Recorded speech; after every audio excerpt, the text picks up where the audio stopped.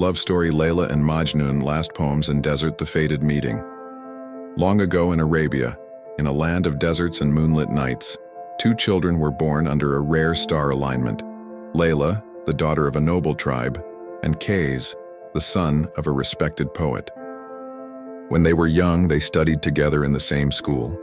From the very first glance, Kay's heart was captured by her beauty, grace, and sharp mind. He began to write poems only for her, his verses echoing across the desert. Songs of love so deep that people gave him a new name, Majnun, meaning the mad one, for he was madly in love with Layla. The forbidden love, but their love was not to be accepted. Layla's father, fearing dishonor and rivalry among tribes, forbade her from marrying Kays. Though her heart belonged to him, she was locked away, and her family promised her to another. Majnun wandered the wilderness, composing poems on the sands, writing Layla's name on rocks and walls, speaking to the winds as if they carried his beloved's voice. He lived like an exile in his own land, bound only to the dream of Layla. The rise of the slave within Layla's tribe lived a humble slave, nameless in the eyes of the rich, a servant who carried water and wood. He too listened to Majnun's verses from afar, and his soul was stirred, not only with compassion for the lovers, but with the desire for freedom, for purpose, for dignity. One night, as rival tribes prepared to raid Layla's people, the slave stood his ground. With nothing but a broken spear, he fought fiercely to protect the women and children. His courage was noticed by the elders. He was granted freedom and given a chance to train as a warrior.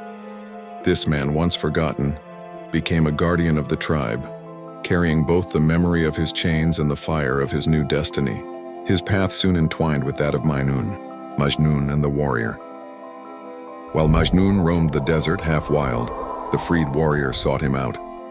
He told Majnun, "Love without action is like a sword without a blade. If you truly love Layla, rise and fight for her honor, not with rage but with courage." Though Majnun's nature was gentle, more poet than soldier, he was inspired. Together, the poet and the warrior, two men from opposite fates, one noble-born and one once enslaved, journeyed across deserts, seeking ways to challenge destiny itself. Layla's captivity. Meanwhile, Layla, though married by force, never gave her heart. She carved Majnun's name on her walls, whispered his poems at night, and wept to the moon goddess. Her body was trapped, but her soul belonged to him.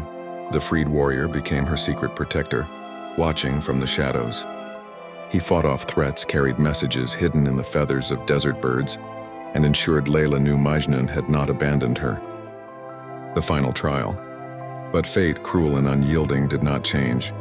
Layla fell ill from sorrow, her strength fading like the desert sun at dusk.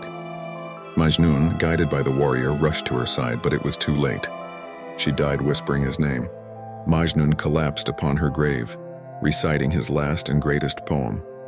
His soul joined hers in the realm of eternity. The freed warrior buried them side by side, raising two stones in the sand, one carved with poetry, the other with a sword. He declared that love and courage must both be remembered, for both had shaped their destiny. The legacy. Thus, the story of Layla and Majnun became not only a tale of doomed lovers, but also of transformation. Majnun, the poet who loved beyond reason. Layla, the beloved who chose loyalty over life. The slave-turned warrior, who proved that even the lowest can rise, carrying the torch of honor.